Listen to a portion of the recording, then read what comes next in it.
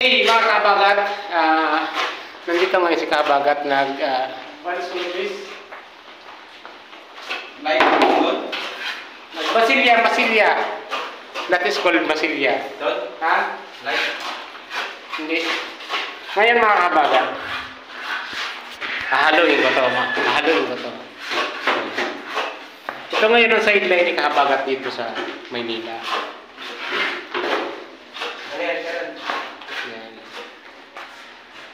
Hinahalo nyo lang dyan, tapos first coating, second coating, then after second coating after nyan, liliha, tapos second coating na naman ang skin coat.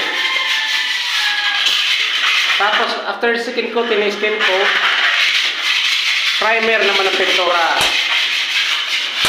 Then after primer ng pintura, babanatan naman natin ng yung basang-basa ng skin coat. Yan yung kaibigan ko yun, taga-doon yun sa amin. Yan ang babaero, si Abner. Babaero yan. Tingnan natin si Vin Diesel. Ang tawag yan namin dito, Vin Diesel. Yan o. Kaya mga kabagat ako hindi ko na kinakahiya ang ganitong trabaho kasi importante mga kabagat, wala tayong inapak maliliit. Lumalaban tayo sa hamon ng buhay ng walang ano pa man. Okay mga kabagat? Okay, dito muna tayo. Bibigyan muna natin. Yan. Then, lalagyan natin ng tubig. Parang masa-masa na parang tinapay. Yan. Alam niyo mga kabagat? Gusto kong pasokin ng charity vlog. Kaso lang, can't afford talaga. Can't afford na makapag-charity vlog ako. Balak ko sana pumunta ng Balbatubang. Para doon sana ako mag-trabaho sa pinapagawa niyang church. Kaso lang, iwan ko. Basta may nantay ko pa kasi yung visa. Kaya hindi pa ako makapag-decide.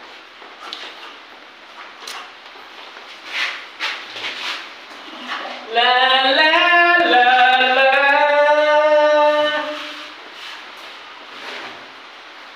Kita bigyan ng shoutout nga pala kay Linlin Abogado. Linlin Abogado ng Hong Kong.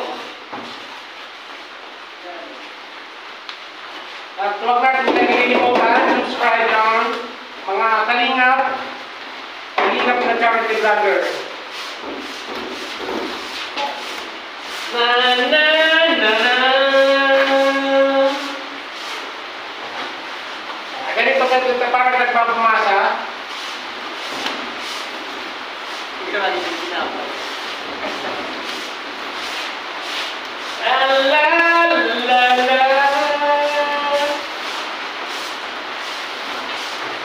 Nakarecover na yung skin natin kasi nasa loob ng trabaho natin.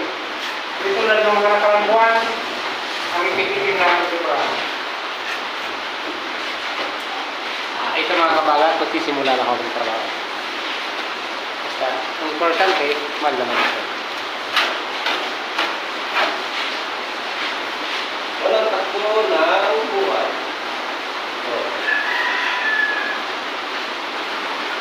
Alam niyo mga kabagat, hindi ko rin inali sa sarili ko na may darating araw, maging famous vlogger din ako. Hindi ko, ang mindset ko talagang positive. Tingnan mo yung, inuuban na nga ako eh.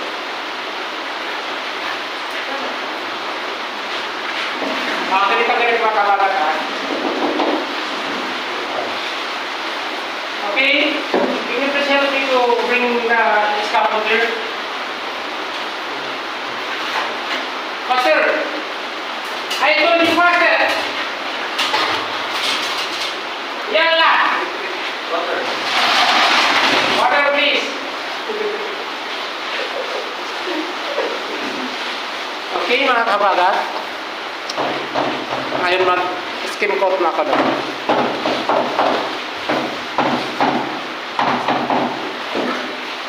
La la la la.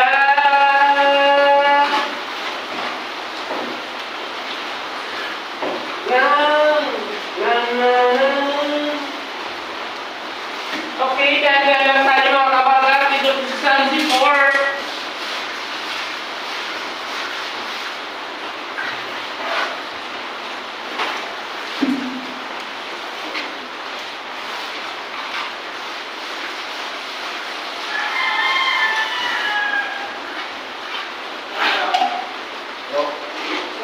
Tubig, tubig, tubig.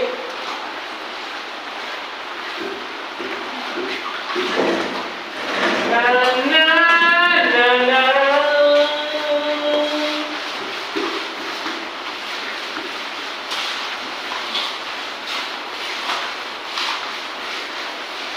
Hi, hello dyan. This is me.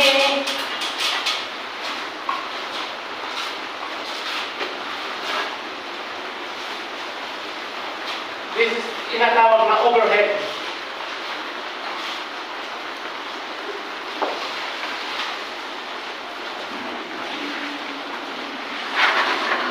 Sana ako bawaga.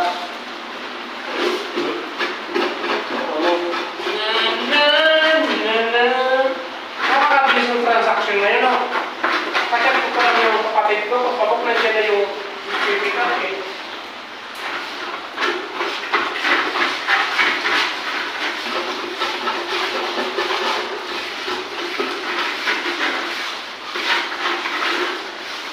La la la la.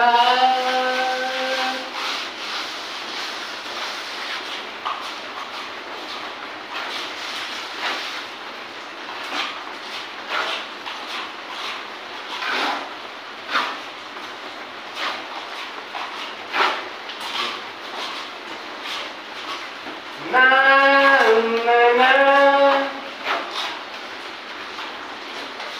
Hi, hello dyan sa mga kaibigan ko sa mundo ng YouTube. Hindi na mo magbibidyo na ako. Upload. Alam niyo mga kapagat, dito na lang ako natuto magtrabaho.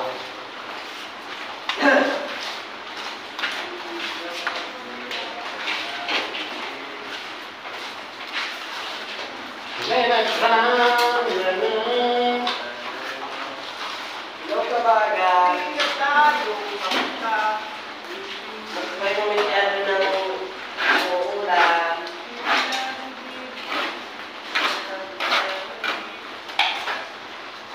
Lumabas ka na, kabaga. Ito po.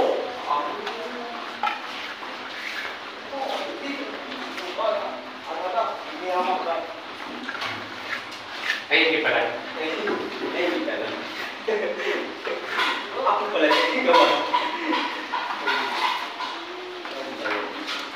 Ganito mga kabagat, first coating, then after first coating, lilihahin, then after liha, masilya naman.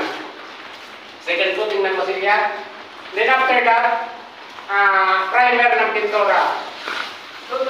After primer ng pintura, another coating na naman. Then after another coating, pintura na naman. Then hanggang sa pangatlong pintura na. Yung dami ng posiso, ang standard talaga ito mga kabagat. Ka naman. Sasakit ko talaga. Ka naman. Dami yung season. Maganda ka. Hi! Maganda. Hi! Ito po, ang pamangkin ni Abaga.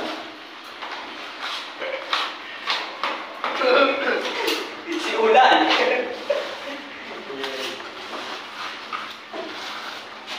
Ay! Palaksanan natin! Hello po. Makilo. Basta po. Ingat po.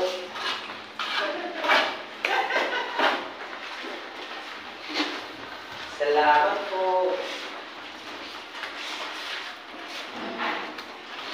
Alam ko, first bite ko. Ito po. Ito po. Magtalikod eh. Tom, yung siya ha? Tom, ako naman lang kayo. Muna ang siya. Iikita naman yan eh.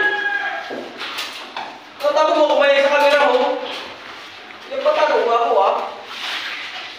Mga kabagat,